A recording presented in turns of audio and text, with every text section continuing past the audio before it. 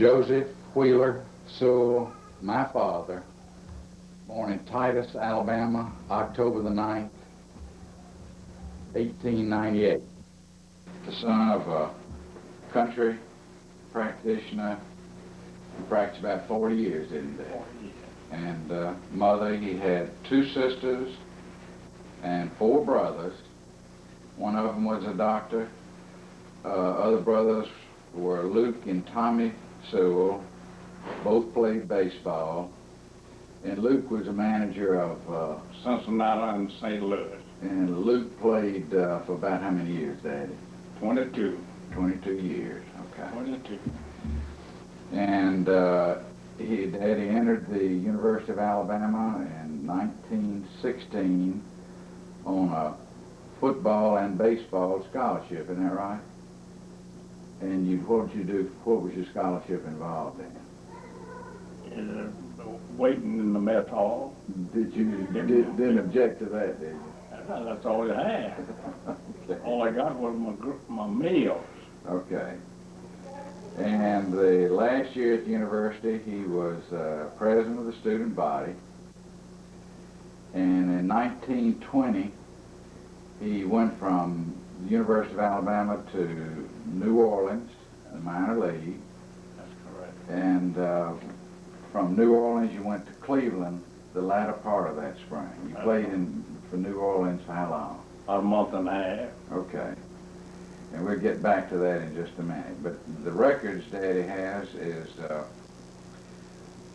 the fewest strikeouts in professional baseball. He struck out 4 times in 1925, and again in 1929, over 600 times at bat. That's right. And you struck out 3 times in 1932 and in 1933, but you didn't go to a bat, but less than enough times to... No, I didn't play in enough games. Played about 138 games. Okay. So that... I went to the bat enough times. Over 500 times. Yeah, okay. So that was 3 times in 32 and 33. And when you got professional baseball, you played in 1,107 consecutive games. That's correct. Okay. And lifetime batting average of 312 over 14 years. 14-year period.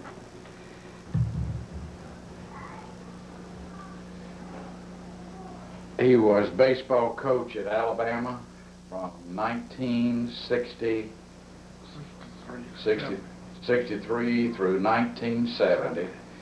Won the conference championship in 1968. 1968. He led the major leagues and the American League in shortstop fielding twice, and in putouts and assists 4 times. The total number of strikeouts Daddy had for 16 years in the major leagues was 113. That's total correct. Strikeouts and That's correct. and Over 16, 7,000 times at bat. over 7,000 times. Okay. He batted over 300 in 10 of the 14 years that you played. That's right. The last 2 years you were a coach player. Player coach at Okay. the Yankees Okay. on the Joe McCarthy. He was elected to the Ohio State Hall of Fame, Alabama State Hall of Fame, and Cooperstown. From 1931 through 1930.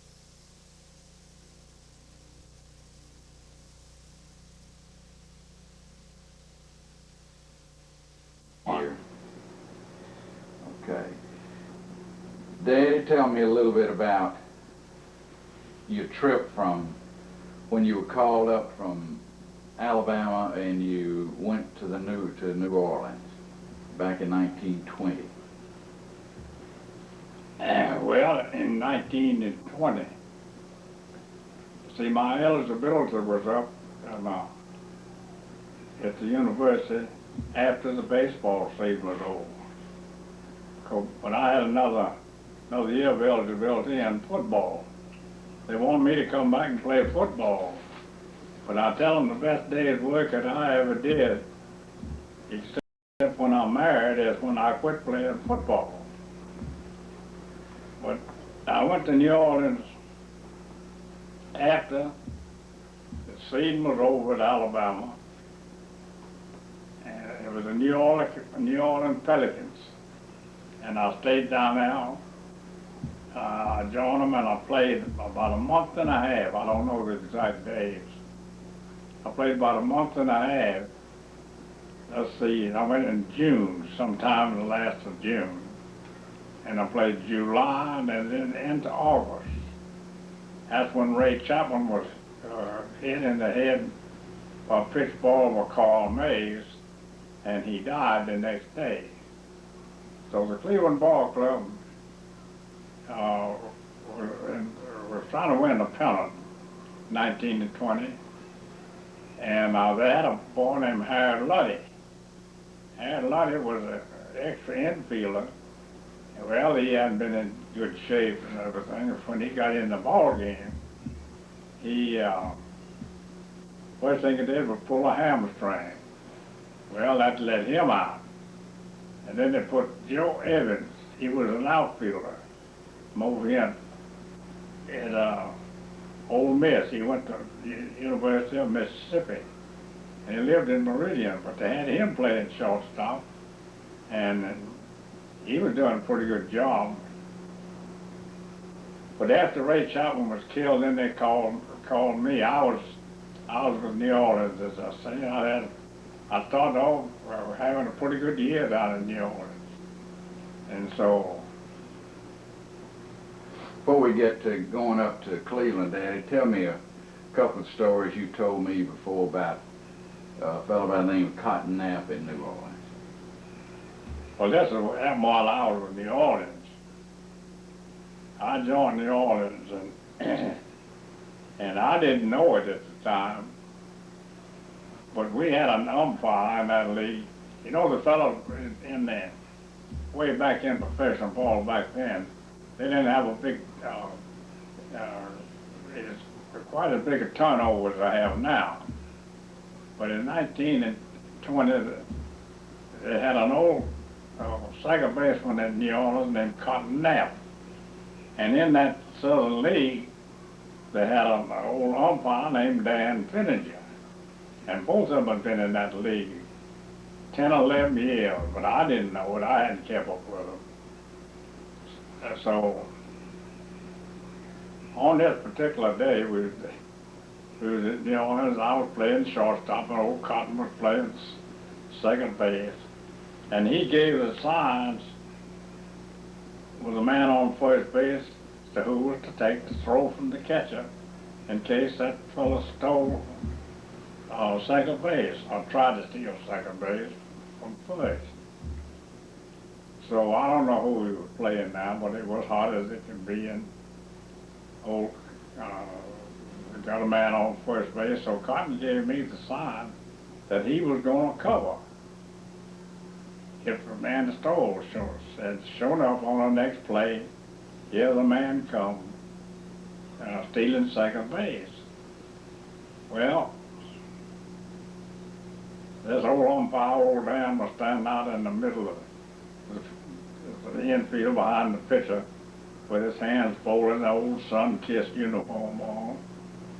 And he slid into second base, and old Dan didn't even move his feet, just turned around and had his arms folded, and he called him safe. Well, as he called him safe, old Cotton charged him. Well, charged the umpire. Well, I run up to the umpire too. Old Dan was standing there. He never did move. I run up there going to help Cotton give him a cussing. Well, as I got up close enough to where I could hear, old Cotton said to him, says, Dan, says, if you'll meet me tonight right after the ball game, said, we'll go over to Buck Weaver's. Buck Weaver had a saloon over across the power over there. And he says, we'll go over to Buck Weaver, and he's got a zinc tub full of ice cold beer. So we can drink all the beer we want. And then he walked off just about a couple of steps, and he run back at old Dan like he was gonna eat him up. And he pointed his finger at him and says, "Yes, Dan," says, "he's got an orchestra over there, and he's got some girls, and we can dance all night long if we want to." And I said to myself, what kind of league this I'm in? Well, people up in the stand was hollering, said, "That's right, Cotton, give him hell." So that's all. That's all that went on. I really went out that night. I don't know whether it did or not. But I finally found out afterwards that old Dan and Cotton were cronies. They associated with each other, which is against the rules now. You can't do nothing with an umpire now. But we had a lot of fun. Tell me the story, Daddy, about Cotton and him when he caught for New Orleans. When he was catching, stepped in the catcher's mask. Well, that Was that the, that was Major League. Oh, okay, okay, all right. Tell me your trip about going from, when you got called up from New Orleans to Cleveland. Well, after Ray Chapman was killed, died rather, I didn't know it. I didn't know there was even negotiating for me, the Cleveland Ball Club. Now, mind you, the Cleveland Ball Club was trying to win a pennant that year and did. But Johnny Dobbs was the manager, and Mr. Heineman was our owner and general manager. So they called me. Me and Hank Deaberry roomed together over there somewhere. But Johnny Dobbs and Mr. Heineman called me over to the office the next morning. And set me down there in the office, and Mr. Heineman said to me, he said, "Joe," says, "how would you like to go to Cleveland?" And I said, "Well, I wouldn't mind it." And, now, mind you, I never had seen a major league ball game, never had seen a major league player, never had seen him. I had a misconception of a major league ball player. I thought that they were just superhuman, you know, and super speed and everything. And but I said to Mr. Heineman, I said, "I don't know." And Johnny Dobbs says, you can play with Cleveland." And I said, "Well, I haven't been down here about a month and a half. I don't know if I can play in the major leagues or not. I think they're too fast for me." And about that time, old Larry Gilbert had been with the old Boston Braves. And Larry Gilbert was, he owned the filling station right across from he owned the ball park, and he'd been there for several years. But he come into the office, and he finally found out what was going on. And he finally said to me, he said, "Joe, you can play in the major leagues." And I told him, I said, "Well, I never have seen a major league ball game." So they did a pretty good selling job. So they finally sold me on the idea of going to Cleveland. Well, we had a ball game that afternoon, and so Mr. Heineman said, "Well, after the ball game today, you bring your clothes over here in your suitcase and catch that 8 o'clock train tonight for Cleveland. You'll get in there tomorrow." Well, I went out, I forgot who we played now. Played the ball game, and I caught the train at 8 o'clock by myself.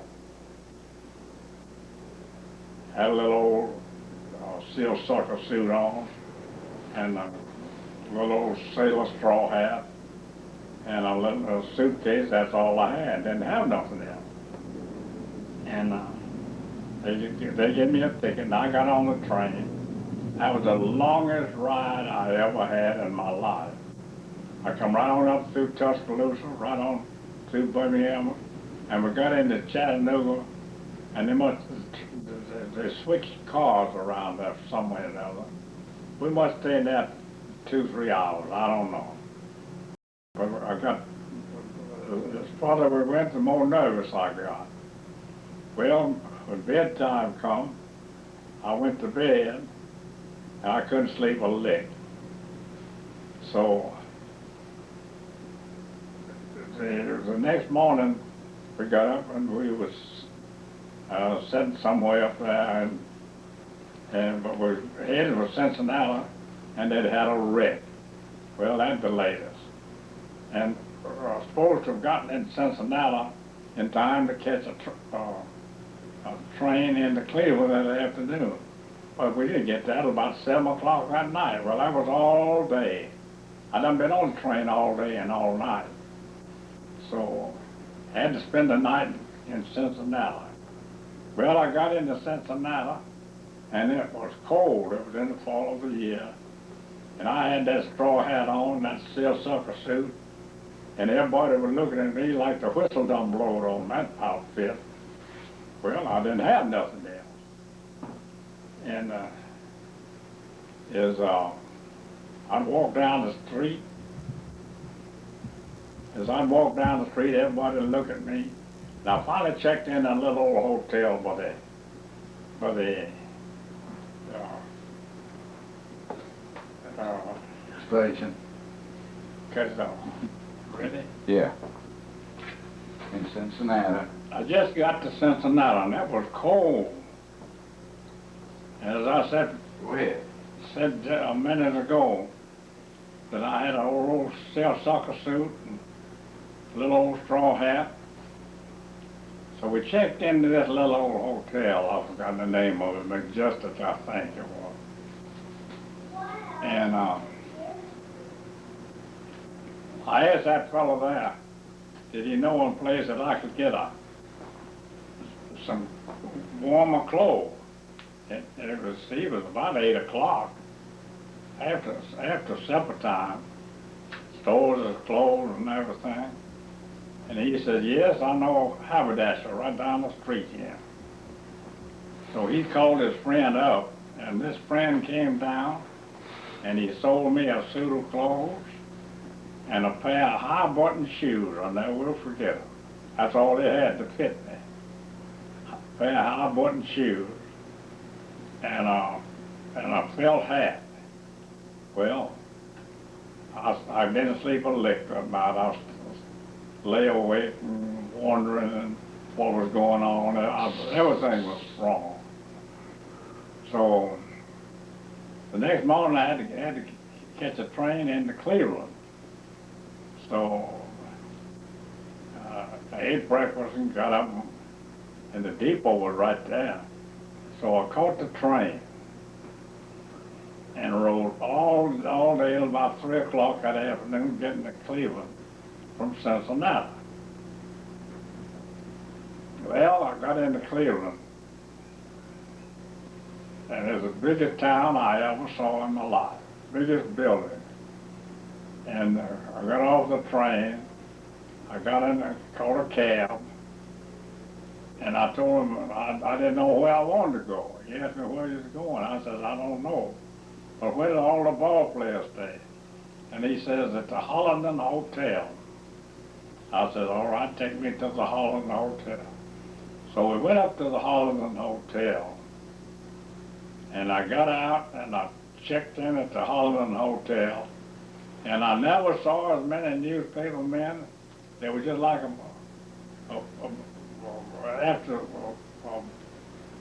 vultures.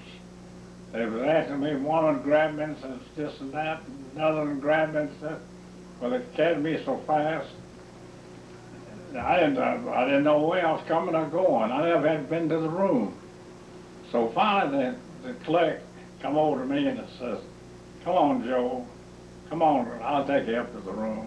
And we run off and left them newspaper men there because all they was looking for was a story. Well, I went up to the room, and I had plenty of time to go out to the ballpark. But it so happened that they had an off day that day, and I went out, I got me a cab and went out to the ballpark, just to see the ballpark. Well, I got out there and there was nobody there except they had one or two watchmen around there. But they had a fellow named, run a printing press there, named Art Bang. He's a nephew of Ed Bang, the newspaper man. And he run a little old printing shop there. So he settled me down more than any fellow that I ever saw. And he was one of the nicest fellows to me afterwards, too. But he showed me all around the ballpark, and I went out and looked. That's the first double-deck ballpark I ever saw in my life. I thought it was the biggest thing. And I walked out on the field, and it looked like the fellas in the second deck they could jump out of there right on top of you. Well, he showed me the dressing rooms and all like that. So he eased my pain a little bit.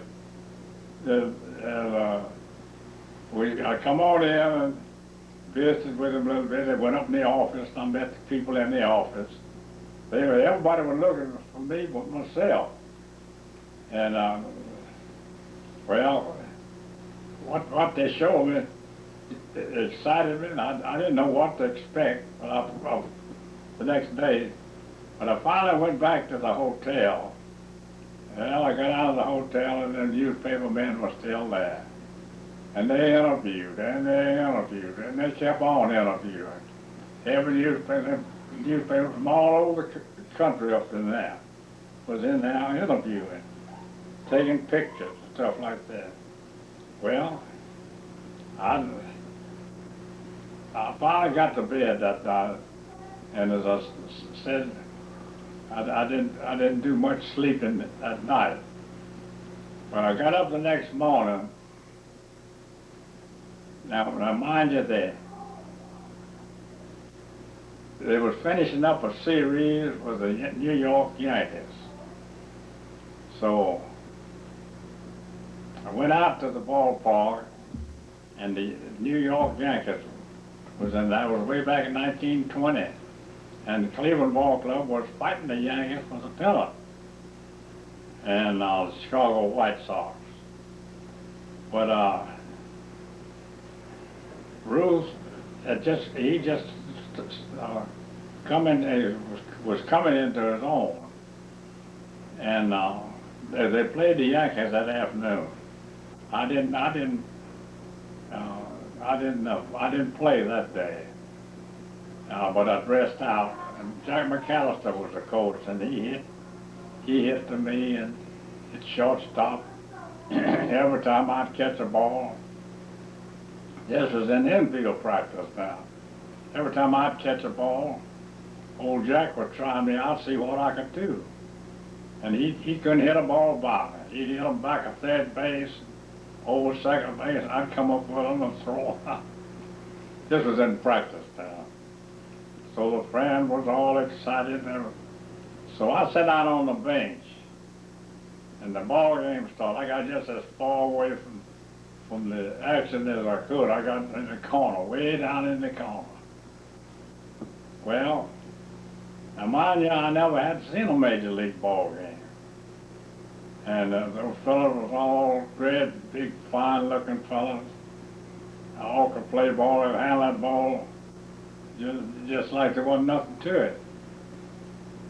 Well, as the ball game went on, Babe Ruth hit a 27th and 28th home run that day. Every time he hit that ball, it sounded like he shot a pistol in the echo from there. And sounded like he shot a pistol.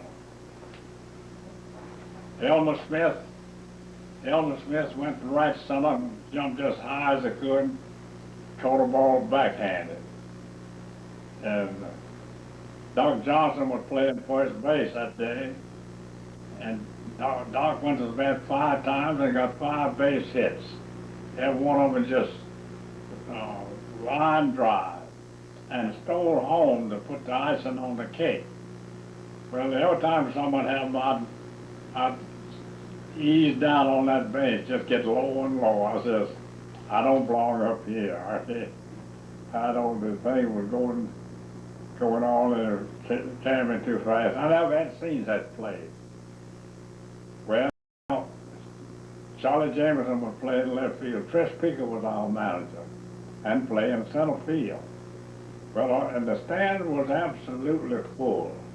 Had about 30,000 people out there. Biggest crowd I ever saw at a ball game. Everything about it was exciting. It was enough to excite me.